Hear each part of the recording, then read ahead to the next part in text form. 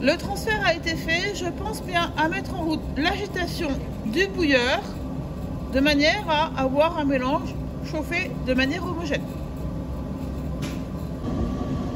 Avant de mettre en route le dispositif, on vérifie toujours que cet élément-là, qui permet de maintenir une différence de pression entre la tête de colonne et le bouilleur satisfaisante, contient bien de l'eau distillée. Le remplissage de cet élément-là se fait par un professeur ou un technicien, pas par un étudiant.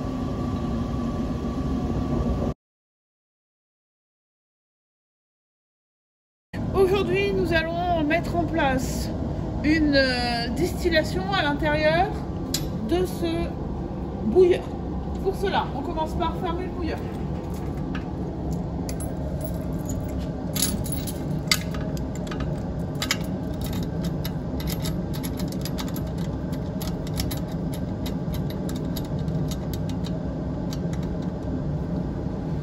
Nous voulons que la vapeur aille dans la colonne et pas ici. Donc dès qu'on a terminé le transfert du liquide, on ferme cette vanne. On vérifie comme toujours qu'on est sur reflux total. Et maintenant nous allons pouvoir régler la circulation de la vapeur de chauffe à l'intérieur de la double enveloppe. On commence par régler la vanne de sortie de manière à ce que l'élément qui est ici, on a un L, nous montre la position de circulation du liquide. Ici, le liquide arrive de là, c'est de l'eau froide, et rentre dans la double enveloppe. Ce n'est pas ce que nous voulons que la vapeur puisse sortir de la double enveloppe. Donc on va se tourner comme ceci, de manière à ce qu'on ait la sortie ici, puis la sortie dans ce réfrigérant qui va à l'égout. Pour l'entrée de vapeur, on va travailler de la même manière, on a la même vanne. Il faut que le vapeur arrive ici et rentre dans la double enveloppe. Donc je mets la vanne dans cette position-là. Une fois que c'est fait, j'ai déjà allumé le circuit de vapeur. J'ouvre cette vanne pour que la vapeur rentre et il me reste à régler cette vanne automatique. Ça se passe là.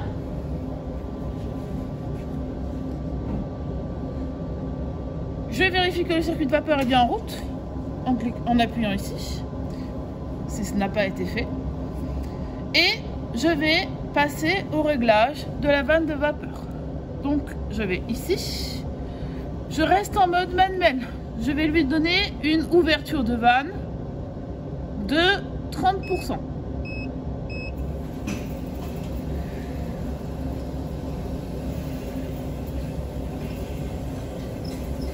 Le chauffage démarre. On se rappelle que nous sommes sur une rectification discontinue. Il y a donc un risque d'engorgement ou de pleurage et il faut pouvoir réagir à ces deux éléments-là. Si il y a engorgement dans la colonne, ici, je me mets sur 0. J'attends que l'engorgement s'arrête et je remets une puissance de chauffe inférieure, 30%. Si je remarque que j'ai du pleurage dans la colonne, j'augmente la puissance de chauffe.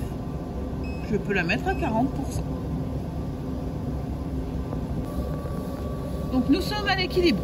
De manière à mettre en place la distillation, on va devoir soutirer en tête de colonne. Il existe deux méthodes pour soutirer en tête de colonne. Soit nous sommes en mode automatique, on règle une consigne de température de tête. Imaginons que je veux quelque chose d'assez pur, c'est de l'éthanol, donc je vais lui mettre 80 degrés. Dans ce cas, je reste en mode automatique. Soit je veux me mettre en mode manuel pour régler un taux de reflux. Donc, je me mets en mode manuel et je vais travailler les valeurs ici, taux de reflux de 2 par exemple, un taux de reflux de 1, un temps de reflux de 1, un temps de soutirage de 1.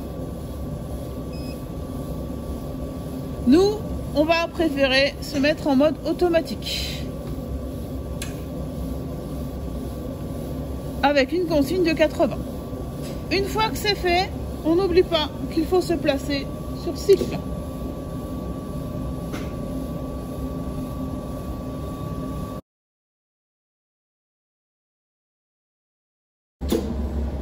Donc, afin de suivre l'évolution du taux de reflux, on va déterminer le débit de distillat au cours du temps. Pour cela, avec un bécher à anse, je commence par récupérer le distillat.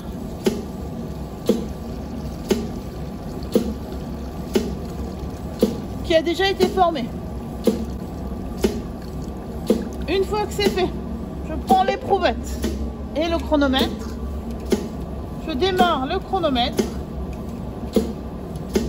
J'ouvre l'éprouvette et je m'arrête quand j'ai 100 ml.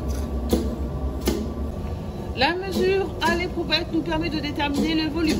Nous sommes arrêtés à la graduation 100 ml, mais nous avons commencé à la graduation 20 ml. Nous avons donc un volume de 80 ml. Le temps mesuré au chronomètre était de 39 secondes. On peut donc déterminer un débit de distillat, qui est la variation de volume divisée par la variation de temps, donc 80 divisé par 39, ce qui nous permet d'obtenir un débit de 2,05 ml par seconde.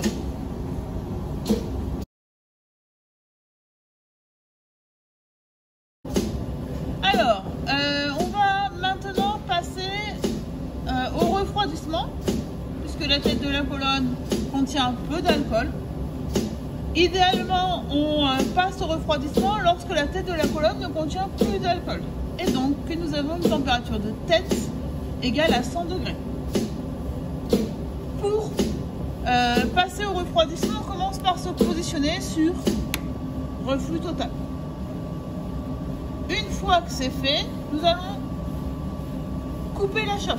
On commence par la vanne automatique, ici. On se met à 0%. Puis, on se munit des gants thermiques.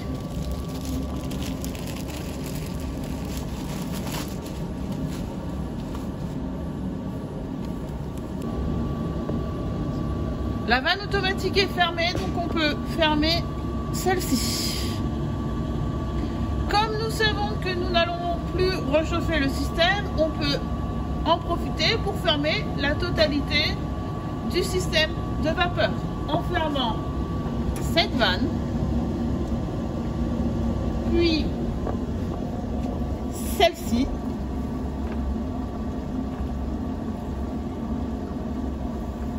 on n'oublie pas sur le tableau électrique de couper le circuit de vapeur. Ce dispositif permet de refroidir le résidu contenu dans le bouilleur. Pour cela, on repart sur nos vannes 3 points. Cette fois, je veux qu'à l'intérieur de la double enveloppe circule de l'eau de refroidissement. Donc, je commence par mettre en place cette vanne-là pour que l'évacuation de l'eau puisse se faire dans ce tuyau-là. Puis, je mets en place cette vanne-là pour que l'entrée d'eau puisse se faire dans la double enveloppe. Le refroidissement est en route. Pour rappel, il est dangereux de soutirer une solution d'éthanol dont la température est supérieure à 30 degrés. Ici, le refroidissement se fait jusqu'à 20 degrés. Une fois qu'on a atteint la température de 20 degrés, nous pouvons procéder au soutirage dans un bidon de 20 litres préalablement taré.